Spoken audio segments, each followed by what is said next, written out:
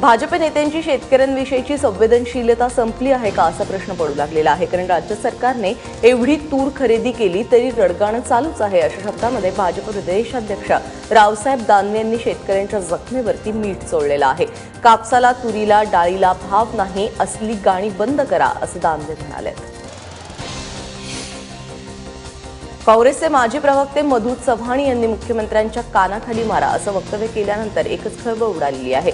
कल्याण डोंबिवली महानगरपालिकेमध्ये समाविष्ट झालेली 27 गावं वगळून त्यांची स्वतंत्र नगरपालिका स्थापन करण्याचं आश्वासन मुख्यमंत्र्यांनी दिलं होतं। मात्र त्यानंतरही हा प्रश्न मार्गी न लागल्यामुळे त्यांच्या कानाखाली मारा असा सल्ला चव्हाणांनी दिलाय। जे बोलतो ते करून दाखवतो असं म्हणणारे आता करून दाखवू शकत नाहीत। नालेसफाईच्या कामाबद्दल भाजप 100% असमाधानी आहे अशा शब्दामध्ये आशिष शेलार यांनी शिवसेनेवरती टीका केली आहे। शिवसेनेचा नालेसफाईचा दौरा हा घोटाळेबाज कंत्राटदारांना क्लीन चिट देणारा दौरा असल्याचा आरोप त्यांनी केलाय। मुंबईतल्या पश्चिम उपनगरातील दुसऱ्या टप्प्यातील नालेसफाईची शेलारांनी पाहणी केली। राजू शेट्टी काहीही बोलले तरी ते सदाभाऊंसाठीच आहे असा ब्रेकिंग न्यूजच्या जमान्यामध्ये गैरसमज झाल्याची टीका सदाभाऊ खोत यांनी केलेली आहे। आत्मक्लेश आंदोलनामध्ये सहभागी व्हायचं असेल तर पाहुणे म्हणून नाही तर पूर्णवेळ कार्यकर्ता म्हणून सहभागी व्हा, हे राजू शेट्टींचं आवाहन माझ्यासाठी नसून कार्यकर्त्यांसाठी असल्याचं सदाभाऊंनी स्पष्ट केलं। समृद्धी महामार्गाला विरोध करणाऱ्या शेतकऱ्यांनी मुंबईमध्ये शरद पवारांची भेट घेतली। यावेळी शेतकऱ्यांनी आपल्या मागण्या शरद पवारांसमोर मांडल्या। शेतकऱ्यांची या महामार्गाला संमती नसून सरकार शेतकऱ्यांचा आवाज दाबत असल्याचं यावेळी पवारांनी म्हटलेलं आहे। शरद पवारांनी शेतकऱ्यांच्या पाठीशी ठामपणे उभं राहण्याचं आश्वासन दिलं। पुण्यात कचऱ्याचा प्रश्न गाजत असताना पालकमंत्री गिरीश बापट परदेश दौऱ्यावर होते।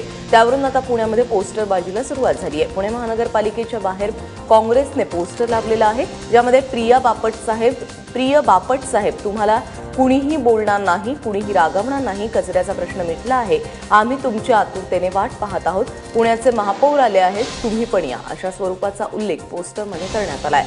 काँग्रेसचे गटनेते अरविंद शिंदे यांनी हे पोस्टर लावलंय। केंद्रीय दळणवळण मंत्री नितीन गडकरी लंडन स्टॉक एक्सचेंजला संबोधित करणार आहेत। यावेळी ते भारताच्या विकासाची कथा आणि गुंतवणूकदारांना होणारा फायदा यावरती भाष्य करतील।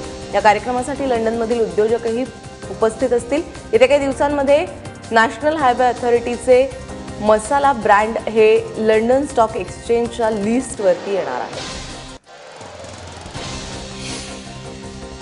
दिल्लीचे मुख्यमंत्री अरविंद केजरीवालांविरोधात उपोषणाला बसलेले आमदार कपिल मिश्रा यांच्यावरती हल्ला झालाय, ज्यामध्ये त्यांना बेदम मारहाण करण्यात आली आहे। हल्लेखोर अंकित भारद्वाज हा आम आदमी पक्षाचा समर्थक असल्याची माहिती मिळतेय। त्याला पोलिसांनी ताब्यात घेतलंय। मुंबईतल्या गेटवे ऑफ इंडियावरती राज्य सरकारकडून गौतम बुद्ध आणि डॉक्टर बाबासाहेब आंबेडकरांची संयुक्त जयंती साजरी करण्यात आली। राज्य सरकारच्या सामाजिक न्याय विभागानं विश्व शांती परिषदेचं आयोजन केलं। या परिषदेमध्ये श्रीलंकेसह 17 बौद्ध देशांचे राजदूत उपस्थित होते। मुख्यमंत्री देवेंद्र फडणवीस आणि केंद्रीय गृहमंत्री किरण रिजिजू यांनी या परिषदेचं उद्घाटन केलं।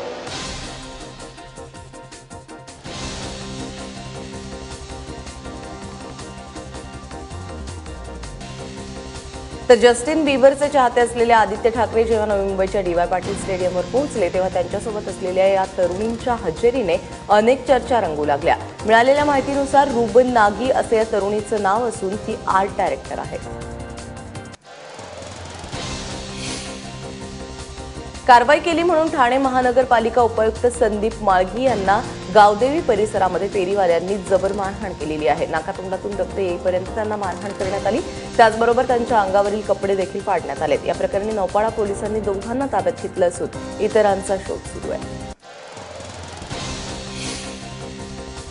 बॉलिवूड अभिनेत्री शिल्पा शेट्टीचा पती राज कुंद्रा यानं भिवंडीच्या कोनगाव पोलीस ठाण्यामध्ये हजेरी लावत आपला जबाब नोंदवलाय। भिवंडीचे कपडे व्यापारी रवी भालोटिया यांनी कुंद्रा यांच्यासह शिल्पा शेट्टी आणि बेस्ट डील टीव्ही कंपनीच्या 3 संचालकांच्या विरोधात 24 लाखांच्या फसवणुकीची तक्रार दाखल केली आहे। या प्रकरणी ठाणे सत्र न्यायालयाने या सर्वांना 9 मे रोजी अटकपूर्व जामीन मंजूर केला आहे।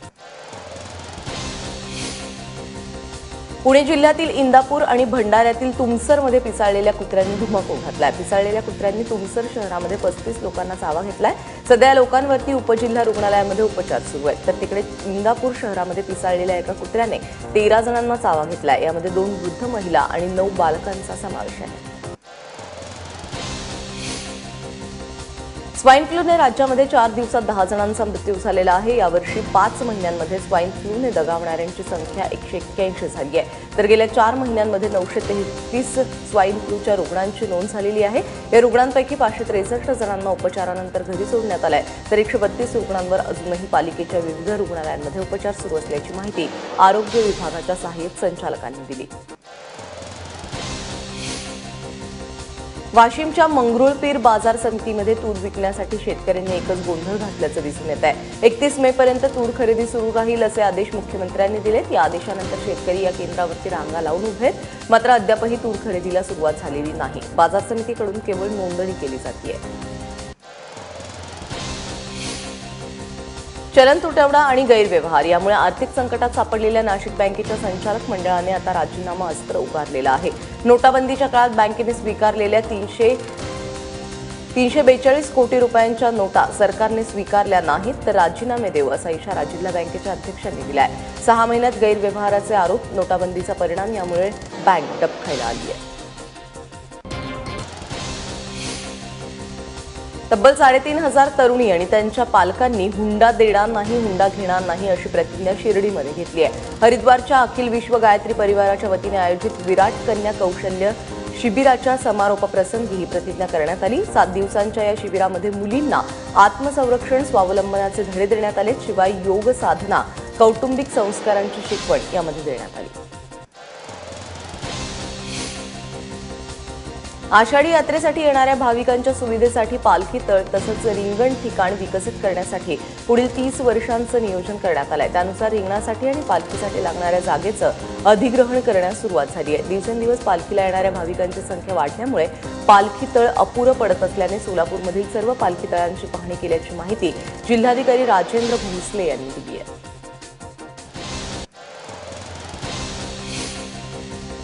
इथून पुढे तुम्ही सुप्रीम कोर्टामध्ये ऑनलाईन याचिका आणि कागदपत्र दाखल करू शकणार आहात। नवी दिल्लीमध्ये पंतप्रधान नरेंद्र मोदी यांच्या हस्ते या सेवेचं उद्घाटन करण्यात आलं। या उद्घाटनाच्या वेळी आपल्याला टेक्नोसॅव्ही होण्याची गरज असल्याचं मत पंतप्रधानांनी व्यक्त केलं।